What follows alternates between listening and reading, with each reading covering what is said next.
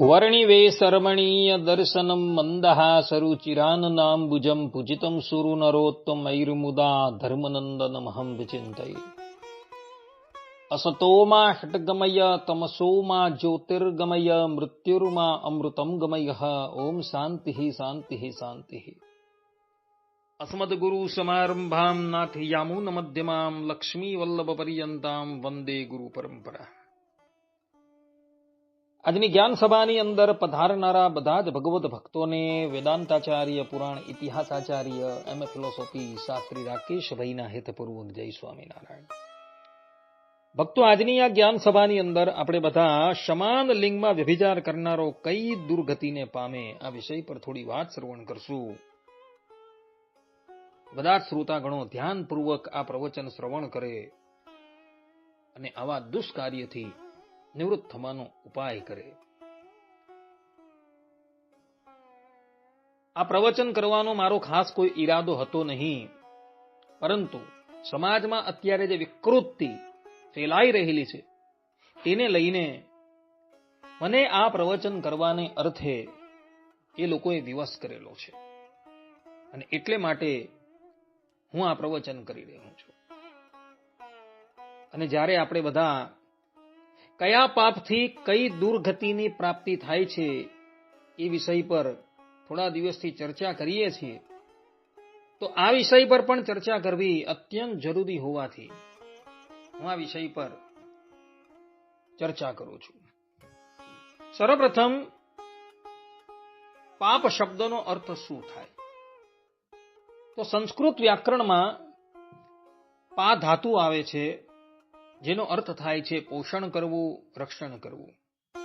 પરંતુ અપ્રાદાન અર્થાત કે નકારાત્મક ઉપસર્ગ અ અને દોષથી અર્થ વક્રાગતિ પામે છે અને એની વ્યુત્પત્તિ થાય છે દોષ વત્તા પા પાપમ, જેનો અર્થ થાય છે દુષ્કર્મથી રક્ષણ ન રહેવું, જે દુષ્પરિણામ આપે તેને પાપ કહેવામાં આવે છે. આ પ્રમાણે પાપ શબ્દની વ્યુત્પત્તિ વૈયાકરણીઓએ કરેલી છે. નિરુક્તમાં પાપની નિરુક્તિ કરતા મહર્ષિ યાસ્ક કહે છે કે પાતિ ઇતિ પાપમ, અર્થાત કે જે પતન કરાવે તેને પાપ કહેવામાં આવે છે. આ પ્રમાણે નિરુક્તિકારે પાપ શબ્દની વ્યુત્પત્તિ કરેલી છે. આ પાપ પણ 3 પ્રકારના છે: મહાપાપ, ઉપપાતક પાપ અને ક્ષુદ્ર પાપ. આ 3 પ્રકારની પાપની કક્ષાઓ બતાવવામાં આવેલી છે.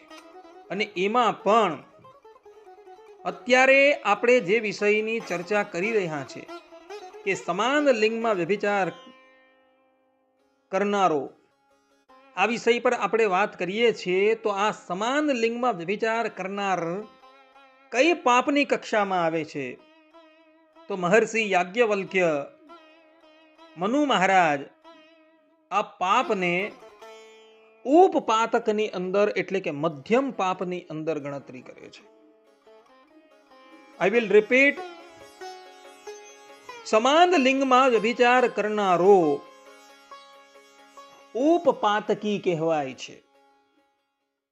અને એવા વ્યક્તિની ભયંકર દુર્ગતિ થાય છે, જેનું વર્ણન કરતા શાસ્ત્રોકારો કહે છે કે યહ પશુમ વા પુરુષમ વા ગુરુ જાયમ ચ સંપ્રયાતિ અયોનૌ વાપી વા યોક્તા વજ્રકંટક શાલ્મલીમ. અર્થાત કે જે વ્યક્તિ પશુ અથવા પુરુષ સાથે કે ગુરુની પત્ની સાથે અથવા અયોની એટલે કે અકુદરતી રીતે સંભોગ કરે છે તે વજ્રકંટક શાલ્મની નરકમાં પડે છે. આ પ્રમાણે અહીં ગરુડ પુરાણ 2:21-13 ની અંદર સ્પષ્ટ રૂપે કહેલું છે કે જે પણ કોઈક વ્યક્તિ પુરુષની સાથે મૈથુન કરે છે તે વજ્રકંટક શાલ્મલી નામના નરકની અંદર જાય છે.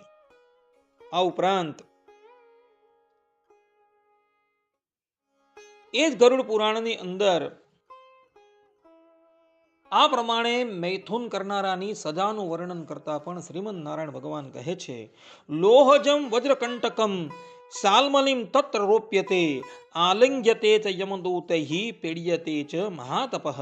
અર્થાત કે ત્યાં વજ્ર જેવા તીક્ષ્ણ કાંટાવાળી લોખંડની સાલ્મલી એટલે કે સેમર વૃક્ષને ગરમ કરીને રોપવામાં આવે છે. યમદૂતો તેને આલિંગન કરાવે છે અને તીવ્ર પીડા આપે છે, જેમાં શરીર વીંટાઈ જાય છે. આ પ્રમાણે અહીં સ્પષ્ટ રૂપે કહેલું છે કે જે પણ કોઈક વ્યક્તિ પુરુષની સાથે મૈથુન કરે છે તે વ્યક્તિ વજ્રકંટક સાલ્મની નરકની અંદર જાય છે અને ત્યાં એક સેમરનું વૃક્ષ હોય છે.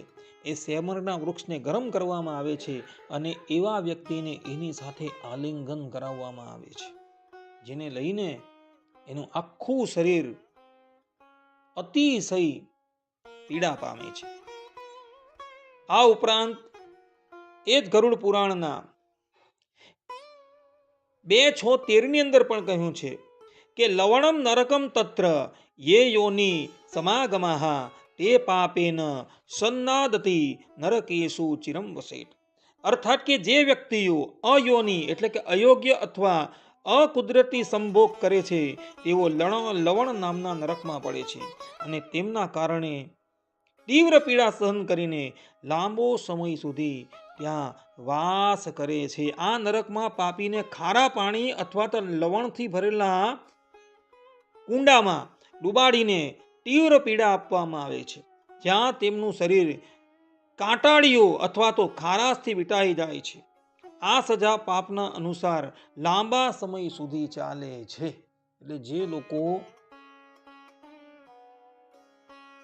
પુરુષની અંદર મૈથુન કરે છે ને એ લોકોને નરકની અંદર ભયંકર યાતના આપવામાં આવે છે. માટે ભલા થઈને આવા કાર્ય કરતા નહીં. આજકાલના લોકો જેઓ કામ પિશાચ છે, જેઓ બિભત્સ ચલચિત્ર જોઈને એઓનું આંધળું અનુકરણ કરે છે, એ લોકોને આ લોકની અંદર તો એવું કાર્ય કરીને સુખની પ્રાપ્તિ થાય છે, પરંતુ એને ખબર નથી કે આ લોકની અંદર પણ લોકોને એના આ કૃત્યની ખબર પડે છે ત્યારે બધા જ લોકો એની ઘોર નિંદા કરે છે અને મૃત્યુ બાદ એને ભયંકર નરક યાતના ભોગવવી પડે છે. માટે જીવનની અંદર આવું કુકૃત્ય ક્યારેય પણ કરતા નહીં, એ સિદ્ધાંત વાત છે. અને કદાચ આવું કુકૃત્ય થઈ જાય તો શાસ્ત્રોની અંદર એના પ્રાયશ્ચિતો બતાવેલા છે. એ પ્રાયશ્ચિત કરીને શુદ્ધ થઈ જવું. એ પ્રાયશ્ચિત હું તમારી સન્મુખ નિરૂપણ કરતો નથી. એને માટે તમે જાતે શાસ્ત્રોનું સંશોધન કરજો, કારણ કે આવું કૃત્ય કરનારાને અર્થે પ્રાયશ્ચિતનું વિધાન છે, પરંતુ એ પ્રાયશ્ચિત એને જાતે શોધવાનું છે. અમે અહીં એનો ઉલ્લેખ કરતા નથી. આટલું કહીને હું મારા પ્રવચનને અહીં વિરામ આપું છું. સર્વે સંતુ નિરામયઃ, સર્વે સુખીનો ભવંતુ, સર્વભદ્રાણિ પશ્યન્તુ, મા કશ્ચિદ દુઃખ ભાગ ભવેત. અસ્તુ. જય સ્વામિનારાયણ.